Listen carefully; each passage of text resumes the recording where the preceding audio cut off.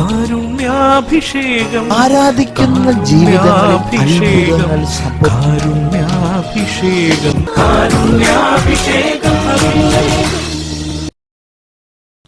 ഈശോയിൽ ഏറ്റവും പ്രിയമുള്ളവരെ, യോഹന്നാന്റെ സുവിശേഷം 4-ാം അധ്യായത്തില് ഈശോ സമരിയാക്കാരി സ്ത്രീയോട് ചോദിക്കുന്ന ഒരു ചോദ്യമുണ്ട്. എനിക്ക് ദാഹിക്കുന്നു. ഈശോയുടെ ദാഹം സത്യത്തിൽ വെള്ളത്തിന് വേണ്ടി ആയിരുന്നില്ല, ആ സമരിയാക്കാരി സ്ത്രീയെ രക്ഷിക്കുന്നതിന് വേണ്ടിയുള്ള ദാഹമായിരുന്നു. ഈ ദാഹത്തെ മനോഹരമായി ചിത്രീകരിക്കുന്ന ഒരു സംഭവം കൊച്ചു ത്രേസ്യയുടെ ജീവിതത്തിലുണ്ട്. അത് നമുക്ക് വളരെ പ്രയോജനകരമാണ് നമ്മുടെ ജീവിതത്തിൽ. കൊച്ചു ത്രേസ്യയുടെ ജീവിതത്തിൽ അവൾ പത്രത്തിൽ മനസ്സിലാക്കി, 2 സ്ത്രീകളെയും ഒരു കുഞ്ഞിനെയും കൊന്ന ഒരു ഘാതകനെ 1887 ജൂലൈ മാസം 17-ാം തീയതി അദ്ദേഹത്തിനെ തൂക്കിലേറ്റാൻ വിധിക്കുകയാണ്. അദ്ദേഹത്തിൻ്റെ പേര് ഹെൻറി പ്രാൻസിയ എന്നാണ്. ഈ ഹെൻറി പ്രാൻസിനിയെ തൂക്കിലേൽക്കുന്നതിന് മുൻപ് അദ്ദേഹത്തിൻ്റെ ആത്മാവിനെ രക്ഷിക്കുവാൻ കൊച്ചു ത്രേസ്യ ആഗ്രഹിച്ചുകൊണ്ട് തൻ്റെ സഹോദരി സെലിനോട് പറയുന്നുണ്ട്, എൻ്റെ നിയോഗത്തിനായി ഒരു കുർബാന അർപ്പിക്കണം. എന്നിട്ട് കൊച്ചു ത്രേസ്യ ഈ കൊച്ചു പ്രായത്തിൽ തനിക്ക് ചെയ്യാൻ പറ്റാവുന്ന ത്യാഗപ്രവൃത്തികളും പരിഹാര അനുഷ്ഠാനങ്ങളും പ്രാർത്ഥനകളും ഈ മനുഷ്യൻ്റെ ഹെൻറി പ്രാൻസിനിയുടെ മാനസാന്തരത്തിന് വേണ്ടി കാഴ്ചവെക്കുകയാണ്. കൊച്ചു ത്രേസ്യയ്ക്ക് അറിയാം, എൻ്റെ പ്രവൃത്തി കൊണ്ട് ഈ മാനസാന്തരം നടക്കുകയില്ല. അപ്പോൾ അവൾ കർത്താവിൽ ആശ്രയിക്കുകയാണ്.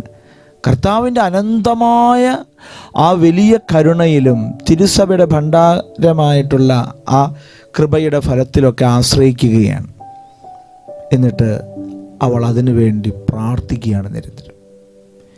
മരിക്കുന്നതിന് മുമ്പ് അദ്ദേഹം കുരിശ് ചുംബിച്ചിട്ട് മരിക്കുന്നു എന്നുള്ള വാർത്ത ഈ കൊച്ചു ത്രേസ്യ അറിയാനിടയായി. കൊച്ചു ത്രേസ്യ അതിനെക്കുറിച്ച് പറയുകയാണ്, ഞാൻ ഒരു അമ്മയായി എന്നുള്ളതാണ്. 13-ാമത്തെ വയസ്സിൽ ഒരു കുഞ്ഞ് അവൾ ആ ആത്മാക്കളുടെ രക്ഷയെ പ്രതിയുള്ള തീഷ്ണത ആ കുഞ്ഞ് പറയുന്നതാണ്. ഞാനൊരു അമ്മയായി, എനിക്കൊരു ആദ്യ ജാതൻ ജനിച്ചു, അതായത് സ്വർഗത്തിൽ ഒരാത്മാവിനെ നേടി എന്നുള്ളതാണ്. പ്രിയമുള്ളവരെ, ഈശോയുടെ ദാഹം, എനിക്ക് ദാഹിക്കുന്നു എന്ന് ഈശോ കുരിശിൽ കിടന്ന് പറയുന്നുണ്ട്. എനിക്ക് കുടിക്കാൻ തരിക എന്ന് സമരിയക്കാരി സ്ത്രീയോട് പറയുന്നുണ്ട്. യോഹന്നാൻ്റെ സുവിശേഷം 4-ാം അധ്യായം 7-ാമത്തെ വാക്യം. നമ്മുടെ ജീവിതത്തിൽ നമുക്ക് സ്വർഗത്തിലേക്ക് ആത്മാക്കളെ നേടുവാൻ ഒരു പ്രത്യേക കൃപ ഉണ്ടാകട്ടെ. അങ്ങനെയുള്ളൊരു തീഷ്ണത, ഒരു അഭിനിവേശം നമ്മുടെ ജീവിതത്തിൽ ഉണ്ടാകാൻ നമുക്ക് ഈ ശുശ്രൂഷയിൽ പ്രത്യേകം പ്രാർത്ഥിക്കുകയും നമുക്ക് കിട്ടുന്ന ഓരോ അവസരങ്ങളും പ്രാർത്ഥനകളും പ്രവൃത്തികളും പരിഹാരങ്ങളും അനുഷ്ഠിച്ച് ആത്മാക്കളെ നേടുവാനുള്ള കൃപയ്ക്കായി പ്രാർത്ഥിക്കാം. ദൈവമെല്ലാവരും അനുഗ്രഹിക്കട്ടെ. മാനവ സ്നേഹത്തിൽ നീ പിറന്നു, കുരിശിൻ തണലിൽ നീ വളർന്നു. മാനവ സ്നേഹത്തിൽ നീ പിറന്നു, കുരിശിൻ തണലിൽ നീ വളർന്നു. സ്നേഹശൂന്യമാ അന്തരാളങ്ങളിൽ സ്നേഹസുധാരയായി ഒഴുകി വരൂ. സ്നേഹശൂന്യമാമന്തരാളങ്ങളിൽ സ്നേഹസുധാരയായി ഒഴുകി വരൂ. സ്നേഹസുധാരയായി ഒഴുകി വരൂ.